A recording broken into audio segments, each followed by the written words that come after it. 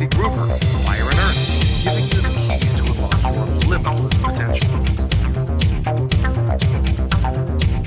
Hey everybody, welcome to another episode of the Fire and Earth podcast. I am your co-host, Kathy Gruber. And I'm Jason Mefford. And today we have Kathryn Gillett with us, and we're so excited to get into our conversation today. So welcome, Kathryn. Woo-hoo. Thanks. It's really great to be here.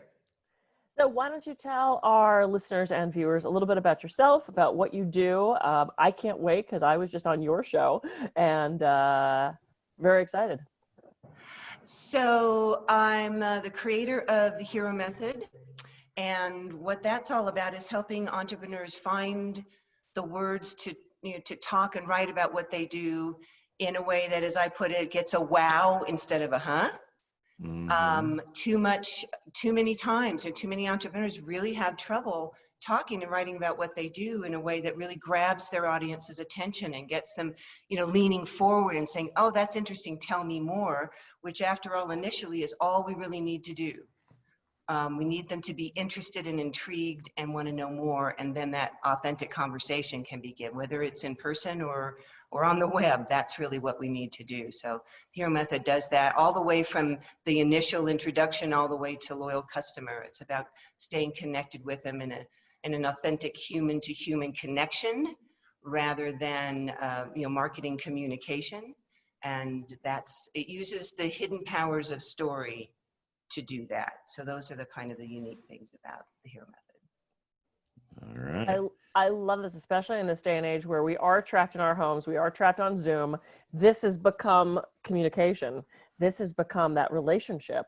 And we had a guest on ages ago who talked about story and how he weaved story into like corporate conversations and things. And it was a fascinating conversation. So what is your background that got you to this point? How did you come up with this? Well, I was really inspired by Joseph Campbell's work when he first did, I don't know if you're familiar with the Power of Myth interview with Bill Moyers. Yeah. So that pretty much changed my life, because that's when I decided what I was going to do is follow my bliss and not do what I was supposed to do. And not do what they thought I should do, and what my family thought I should do, and all of those kinds of cultural pressures. And so that's what I've been doing ever since. And initially what that meant was, it was this light bulb moment. Oh, I'll write a historical fiction novel, because I was also an amateur historian. I was the Elizabethan historian for Britannia.com at the time. Wow. And but my problem with historical fiction was, and still is, it tends to be long on fiction and very short on history. Yeah. And I actually personally think it's an ethical issue. Like, if you're going to, you don't have to be an expert, but read 3 books on the subject and then write your novel, then, because people think they're learning history, but they're not. So that was I was on a mission to write a historical fiction that was engaging and historically accurate. So I took the dry bones of history. It's basically about this Francis Drake's circumnavigation of the globe, this adventure that he went on. And I used the mythic motifs of the hero's journey, the mythic motifs and archetypes of the hero's journey, to be the foundation of that story. Wow.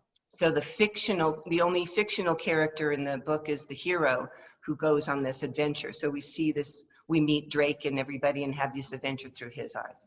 So that started that. And then what I was doing to pay the rent, so to speak, at the time was I already had Dunkus years experience in marketing. So I was writing copy for corporations at the time and doing messaging and branding work and that sort of thing as a consultant. So I realized, if I could bring the dry bones of history to life using the mythic motifs of the hero's journey, maybe I could do that for my clients. My clients at the time were tech companies, and that tends to be kind of a dry subject for many folks. And so that's how the Hero Method was born, to really use that as a foundation for messaging and storytelling for companies. And that was about 10 years ago that I first, was kind of had that aha moment about the Hero Method. Well, that's really cool, and it's only something that 100% of entrepreneurs could use, right? Yeah. I mean, it's because it's like you were saying, technology is kind of dry. Well, for some of us, actually, technology is pretty cool, right? But Yes. for the masses of people, it's a very dry subject, right? I mean, like yesterday, I was talking to a guy who's actually a coder, and you start talking with coders, and they just go nuts Mhm. about kind of the art behind it, and some of the stuff like that. But to most people, something like computer code is boring, right? I love that, the dry bones of history, and you're bringing it to life. That's great imagery. I know you're a writer, right? By using imagery like that. But it's, like you said, so many of us as entrepreneurs, it's the same thing. We're really excited about what we do. We know that it's important for people, but it's hard to actually capture and engage people. And the fact that people love stories, right? So when you were saying the hero method at first, I'm like, the hero method, that's kind of cool. And then you started saying stories, and I'm like, hero story. I bet here it comes. Here it comes. That's where it is. Yes, and actually, thank you. I want to just take a moment to say, yeah, I think technology is really cool too. It is just, again, and this is just the classic problem of it. It's the way we talk about it, and it's anything that we do. There's all kinds of, all of us, every entrepreneur has every right to be really proud of what they do. But the problem is we are so immersed in what we do. We're bathing in all the details of what we do, and they become normal. We become what's called habituation. And so we just think it's so basic, and yet we're absolute experts at it, and we've forgotten what it's like to have beginner's mind, to not know all these details or not even really care about all those details. And that's really where our audience is, especially when we're first introducing them. And even, there's a whole, I call it the decision journey that hopefully we're guiding our audience through. But very rarely do they really want to know or need to know the details that really excite us about what we have to offer. It's really about how can we help them get from where they are to where they want to be. That's really what our job is as marketers. Well, and I love that you said that every profession has its exciting parts, and it's really how we language it. I mean, I had a conversation with a coder specifically.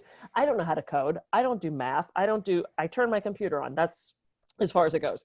And I was talking about coding, and I said, I just like how your brain works to put all these symbols together to get content is just stuff like that's fascinating to me. And he was quite the storyteller. And he explained to me in great detail how he does coding. And it was the most fascinating thing ever. And I know I could have asked somebody else in the company where 3 seconds in, I would have been like, I'm so sorry I asked this question. It is how we language things and how we tell stories. And I know, Kathryn, did you tell me you had an acting background as well? Yes. When you told people you were an actor, they thought that was the most exciting thing ever, and they wanted to hear about it because it's different, because it's exotic, because it's exciting. If you say, yes, I'm a coder, people are like, oh, I wonder what that guy does, So how do you take this bare bones of a company, and how do you shift that into the story to get people enthralled by it?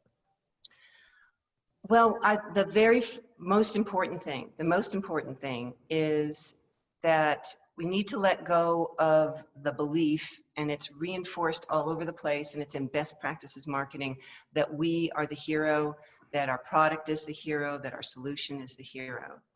We need to let go of that, because the correct way, I would say, to look at it is, and the more effective way to look at it, is that your audience is the hero on a quest to find the elixir that will heal their wounded land. Oh. So again, these motifs, right? And with every great story, every blockbuster movie, every international best-selling novel, and every story across cultures and across time, there's the hero and there's the mentor, always the two. Mm-hmm.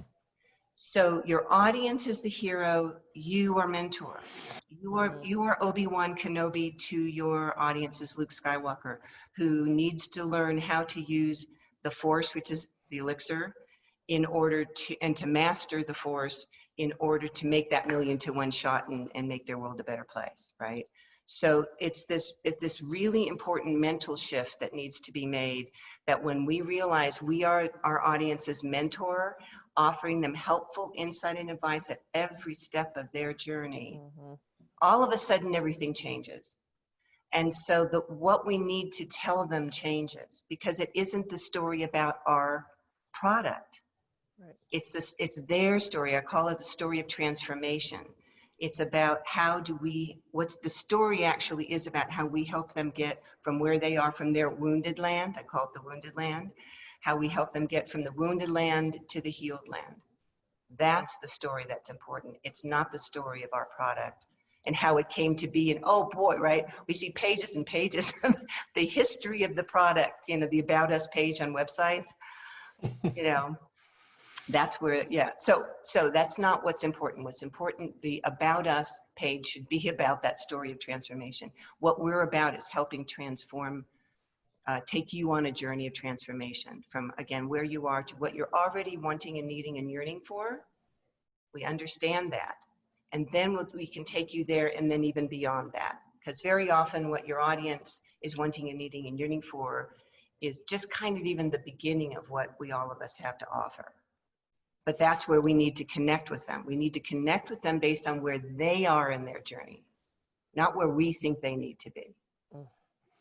Well, that's where this kind of a story approach varies significantly from, I use the word corporate marketing, right? Mm-hmm. Because that's what, most entrepreneurs kind of mimic corporate marketing, right? And usually the corporate marketing, the About Us page, here's the features and benefits of our product. This is why we're so much better than our competition, blah, blah, blah, blah, blah, right? Right.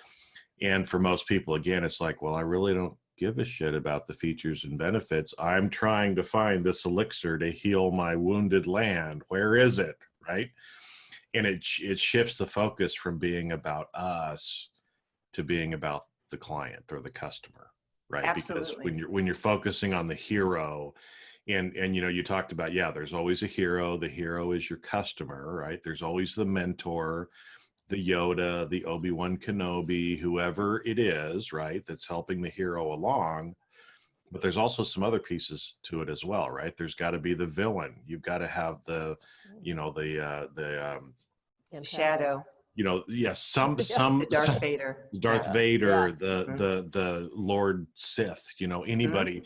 There has to be that villain in it as well. And I'm guessing as well too, right? Because we're talking about movies. Every movie that is successful has, almost all of them have the hero's journey as the basic storyline. Yep. But there's ups and downs, right? So it's like as soon as the hero kind of comes up, then they come back down again, right? Because it won't hold our attention if everything is good or everything is bad. You have to kind of mix a lot of that stuff in. And I'm guessing, kind of from a marketing standpoint, that's why there's the pleasure and the pain side of it that you're talking about as you're going through the journey as well, right? You're talking about the wounded land, how much it sucks to live in a land that doesn't produce anything.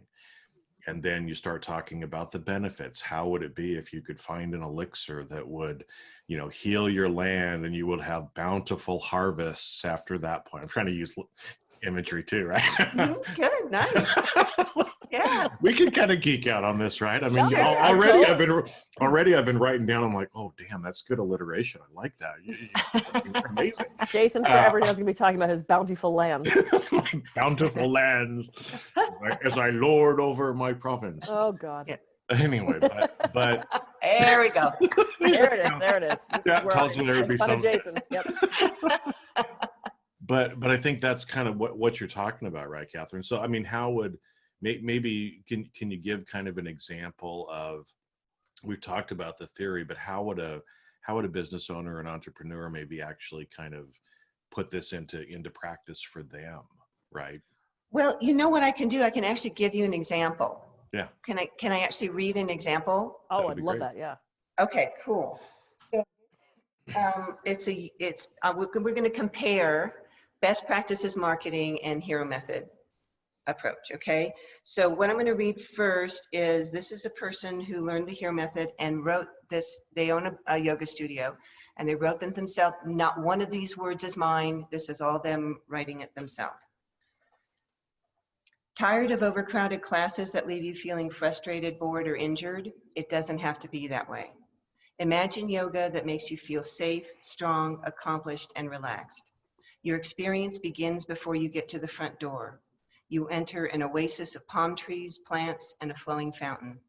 You open the door and you're greeted with welcoming smiles. The space is clean, bright, and smells pleasant. You settle in.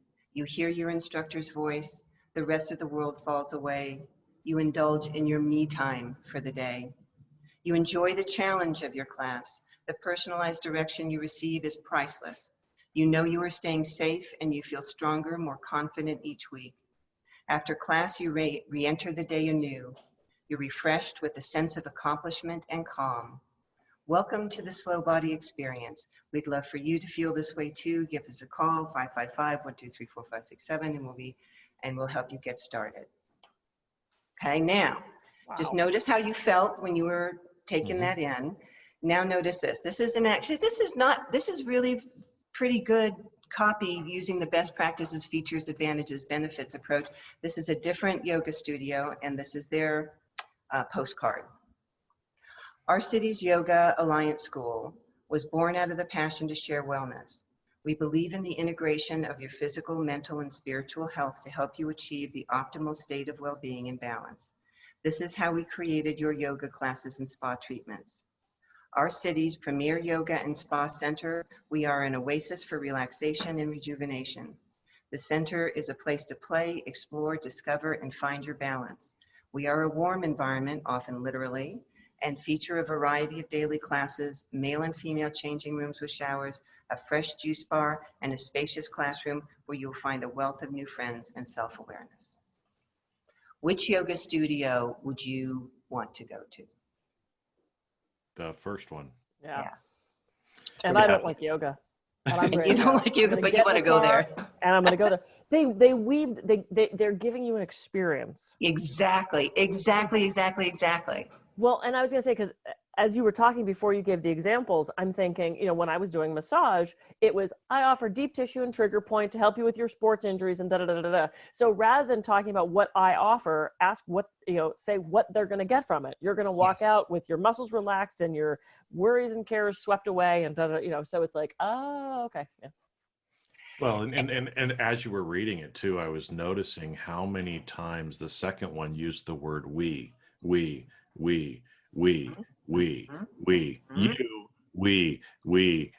I noticed one you in there. Yes. Whereas in the first one, it was talking about you and taking the person literally on a journey, using the words so that they could see, hear, and feel, right? Because also focusing on the senses as well, so that you can actually envision yourself walking into the yoga studio versus the other one where it's just kind of talking at you, right? Exactly. So this is there's a lot of neurology in the background of the HERO method as well.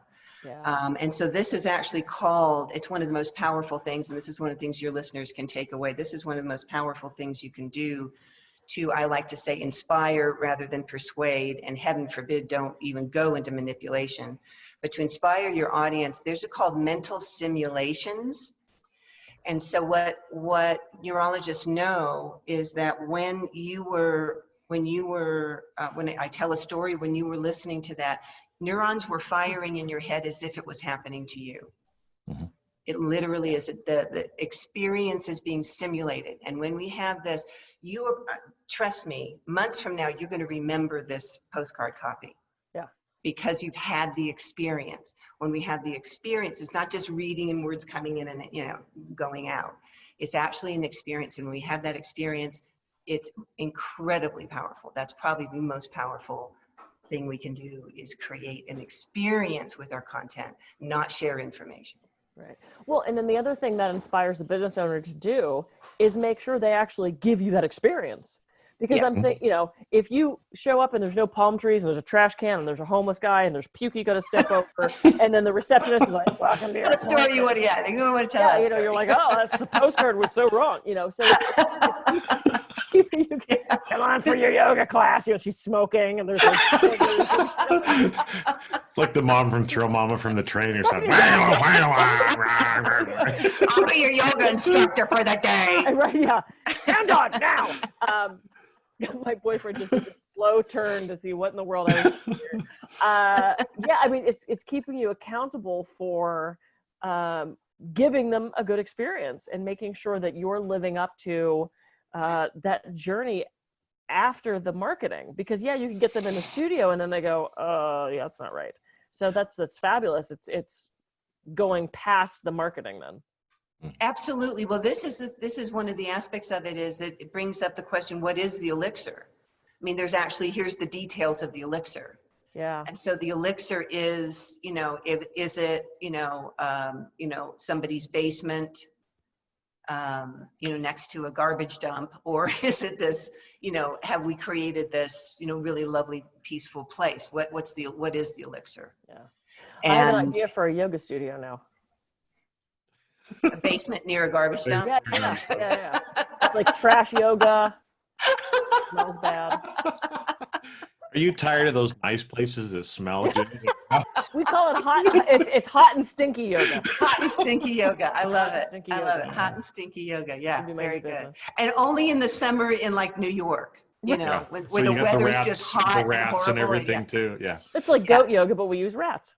Yeah, exactly. Well, and it's funny because too, as we were talking, at the beginning we talked about, you used to write for Britannica, right? And the whole historical fiction stuff. Whether again that's book, or if it's there's a lot of historical fiction-ish shows and movies and other things like that as well.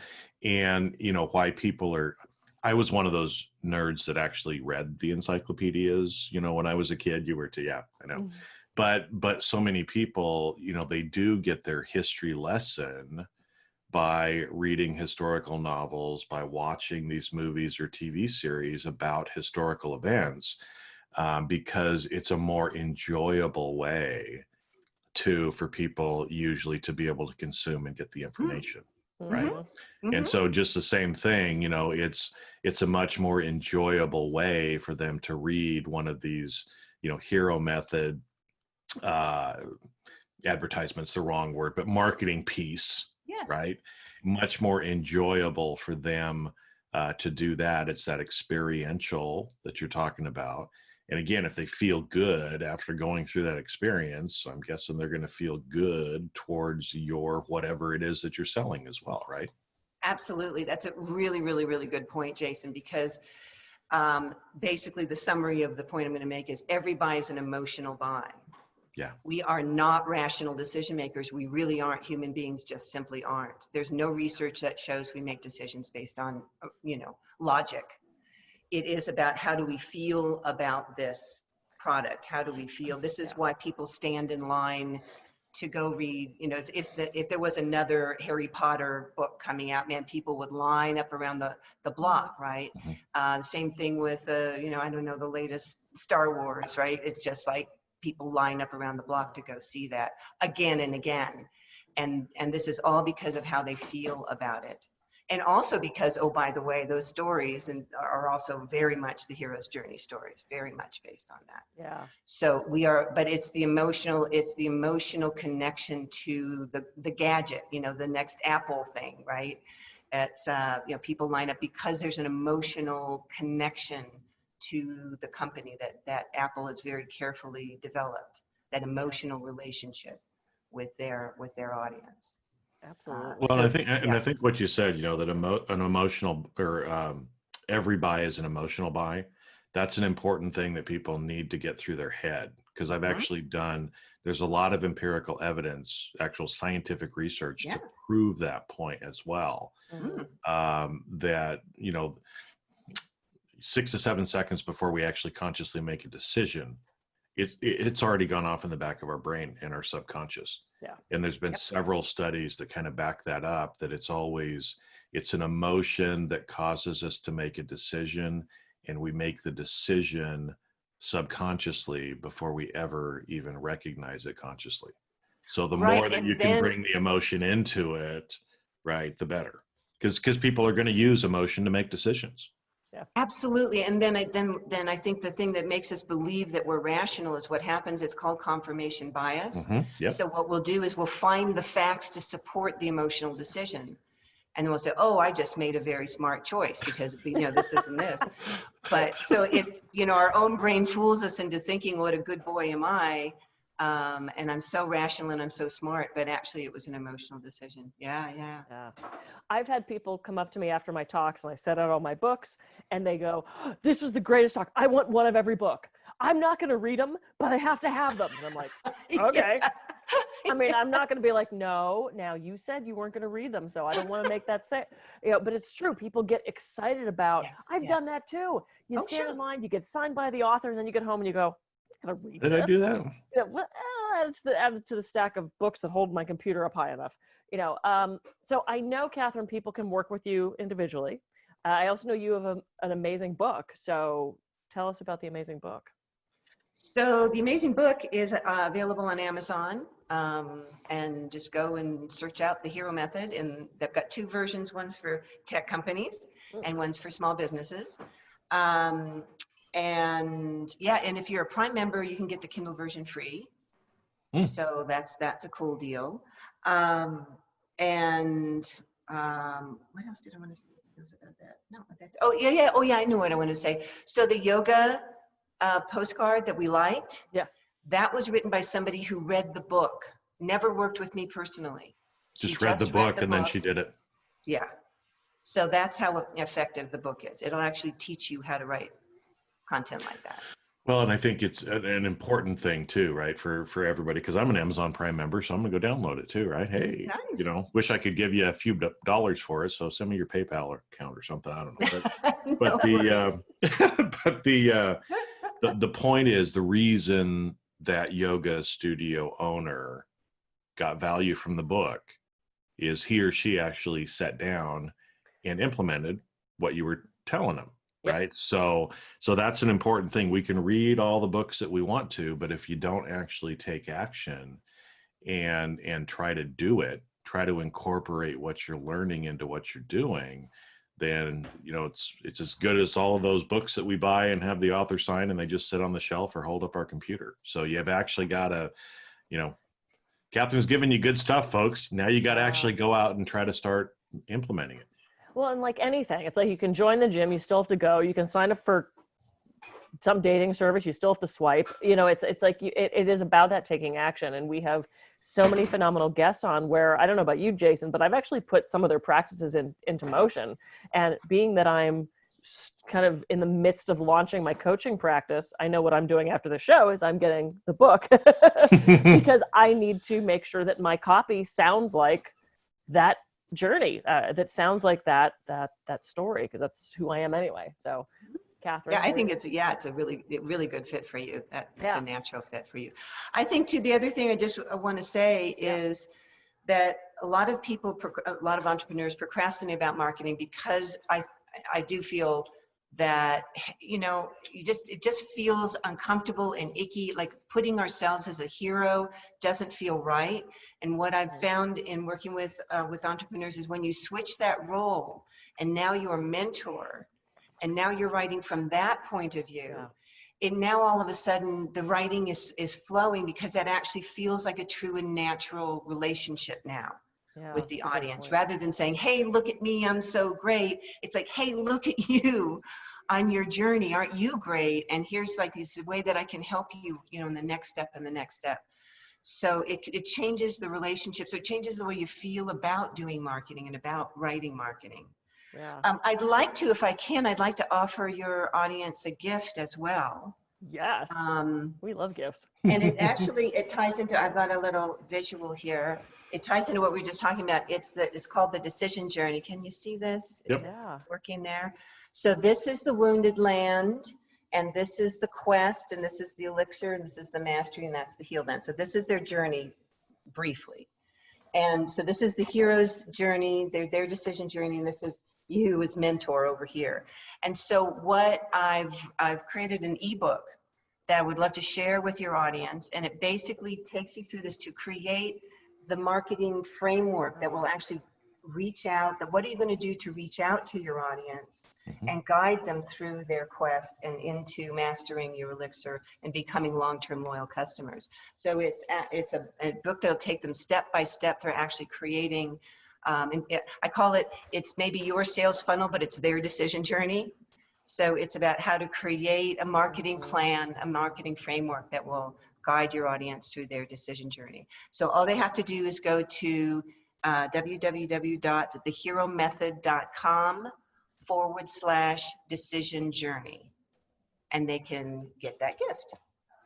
So it was thehero-method.com /decision journey. Decision journey. One word, yeah. All right. Yeah, Great. and we'll have that in the show notes, and I'll have a little, if everyone's watching, it'll go tick, tick, tick, tick, tick across the bottom of the screen. Bottom too. Wonderful. Yeah, great. So great. Jason, you have a thought? Well, I was just, because I know we're kind of wrapping up on time too, but it's I like what you said there at the end, because so many business owners don't market because they feel icky about it, right? And so that whole idea that you were just saying of switching it from us or we to the hero journey takes a lot of the ickiness out of it. And the reality is, I mean, one of my mentors just hits this home all the time. He's like, you're if you're an entrepreneur, your primary job is marketing. Mm-hmm. And if you don't market, then you just have a hobby. You don't have a business. And so for a lot of people that are, struggling as entrepreneurs, it's because they're not marketing. And if they're not marketing because they feel icky about marketing, then try something like the Hero Method, where you don't have to feel icky about it. What you're providing is that elixir to people.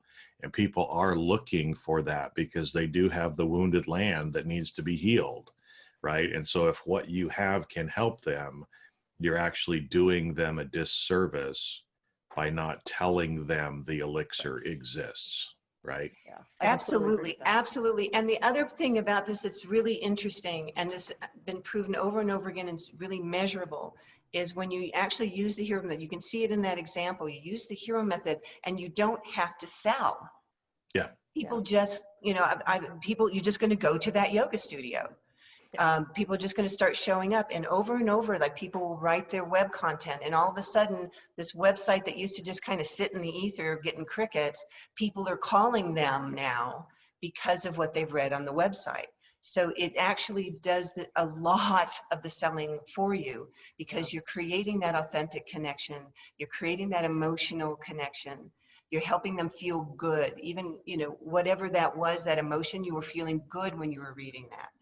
And that's that positive emotion that people, okay, at least even if it's a more complicated sell, it's okay, tell me more. And now you just keep giving them that positive, emotional, authentic human-to-human connection, and they'll just want to do business with you. It just works that way. So incredible. All right, we could talk all day about this. This is so good. I love our guests. Kathryn, you've been amazing. Kathryn, why don't you tell everybody where to reach you? I know that you mentioned the website already, but let's tell everybody again. So it's thehero-method.com. You can reach me there, or info@thehero-method.com is my email. And so you can go to the website. You can go get the book at Amazon, The Hero Method at Amazon. And those are different ways or thehero-method.com/decision journey. There's a bunch of different options about how you can lean in and learn more about the Hero Method. Well, I noticed that Kathy was on your podcast too. So you have a podcast as well too, right? No, I don't. Oh, you don't? I realized as I was saying that we had such an awesome conversation. I couldn't remember if we were doing a show. If you didn't, okay. Right. Because I was like, no, if you've got a podcast, we want to get that on here too. Okay. Oh, thank you. No, we just had a really awesome conversation that went for quite a while. But so I suddenly had this, was that a show? It should have been a show. It was a really good conversation. It should have been. It was a good conversation. Anyway, all right, we should wrap. I am Kathy Groover. I can be reached at kathygruber.com. And I'm Jason Mefford. I can be reached at jasonmefford.com. So go out, everybody. Have a fabulous week. Start figuring out how you can start incorporating the hero method in your organization as well, and help those people that need your help. And we'll catch you on a future episode of the Fire and Earth podcast. See ya. Yeah.